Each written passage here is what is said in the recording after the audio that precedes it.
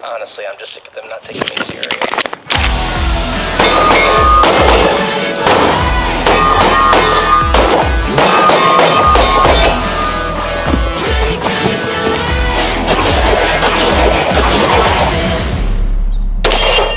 Underestimated everything I've been through. I think you can't imagine all the things that I can do. I see you on the pedestal, you put yourself upon to.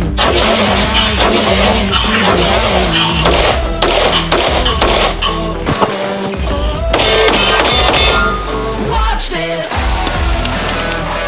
Are you ready for it? Watch this. Truth Guns America, as many of you know, I'm a huge fan of John Moses Browning and the 1911. Today we're looking at a brand new product from Springfield Armory that is basically a 1911 double stack with a comp. So Springfield Armory's been making 1911s for a long time, ones that John Moses Browning would be proud of. They started making a double stack called the Prodigy not too long ago. This is the next iteration. This is the 4 1/4 inch, so still a full-size grip. It's got this one chamber port on the end of it. So this is the Prodigy 4 1/4 port. It's optics ready. It uses the AOS optics mounting system, which I'll talk more about in a second. But let me tell you guys what, this thing rocks. I've already shot it once to zero it up, and it shoots, I mean, I'm shooting Winchester 115 target ammo or practice. It's not match grade ammo at all. And I mean, it's putting them in there like that. Okay, so the 4 1/4 Prodigy comp comes with 2 magazines. This is a 17 rounder, so 17 plus 1. This is the 20 plus 1, which is an extended mag. It sticks out just a little bit out the back of the gun. This one is flush fit. They're both pretty high quality mags. Of course, this is the STI or staccato footprint, which is exactly what we would want it to be. It says Durmag, made in the USA on it, and then it's also got the Springfield Armory logo here. So we're loading up some Winchester 115 ball ammo. Winchester was awesome enough to send us this. So this Prodigy comp runs like a full-size, like open style gun. I put a new Vortex Defender XL red dot on top of it, which is the brand new Vortex red dot, and more on that in a minute.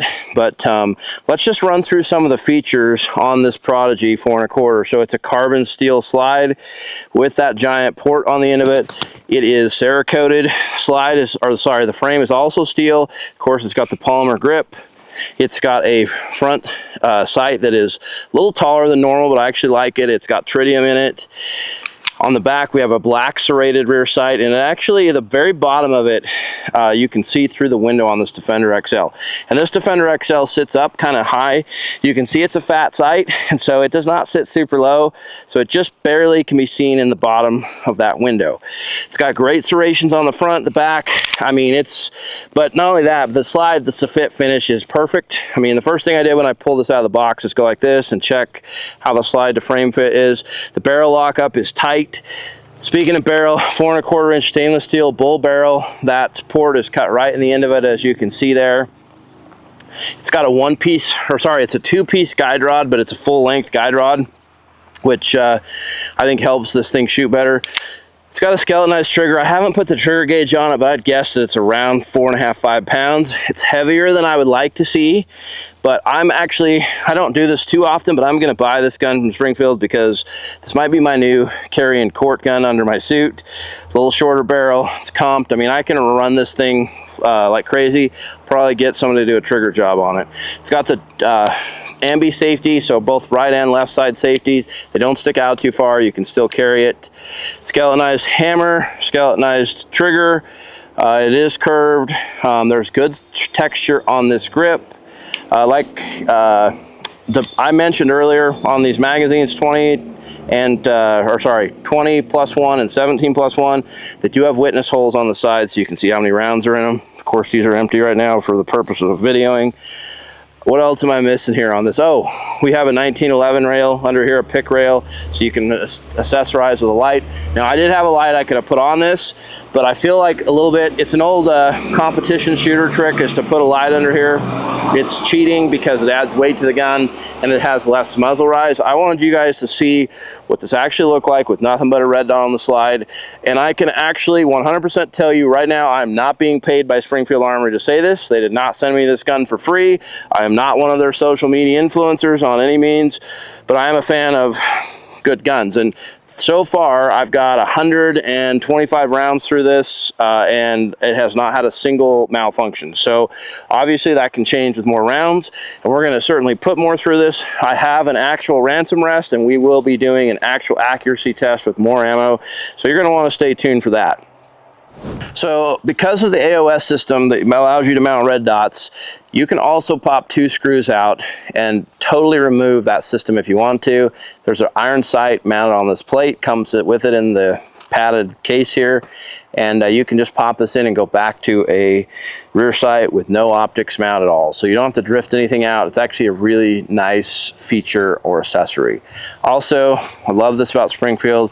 They come with a soft padded bag and just a cardboard box. So instead of having to feel like you have to store those stupid plastic boxes, which none of us know what to do with, you got a nice carry bag for your gun.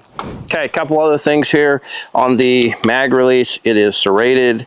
There is no mag well on this, but it's got a pretty wide funnel in there for loading. It's not hard to load in. In the video, you'll see when I did a reload, I had a hard time finding the slide release. On my own personal 2011s, they don't work. I've disabled them so I can fit more ammo in the gun. So I'm not used to even running it. But let's give you some initial, well, let's talk about some initial impressions here. First of all, this Defender XL Vortex red dot is awesome. It is a huge window. It's supposed to be really tough. It's a fairly new. The buttons are simple and intuitive. When I mounted it up, I mounted it to this AOS agency optic system. And it is rock solid. It's a steel plate. You can get different plates from Springfield that mount to this to fit different sights. The only thing that I can give you negative feedback on so far on this gun is it has this witness hole here, which a lot of manufacturers do at the top of the barrel, and I wish that it did not. Because I'd like to run this with a red dot, that witness hole blows a black carbon streak. I'm going to lock the slide back and show you right up through the window of that red dot. So that's from the viewer side, that's from the shooter side. As you can see here, you can see that carbon, it blows all over the window. So that would be the only negative that I actually have about this pistol. It's MSRP is $15.99 for this comped version, which is extremely competitive in this 2011 market.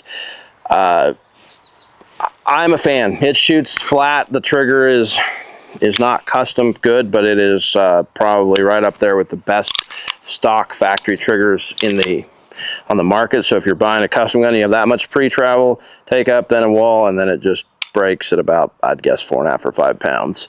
So we can put a trigger gauge on it when we do the ransom rust test. But that's it right there. That's the Springfield Prodigy 4.25 comp.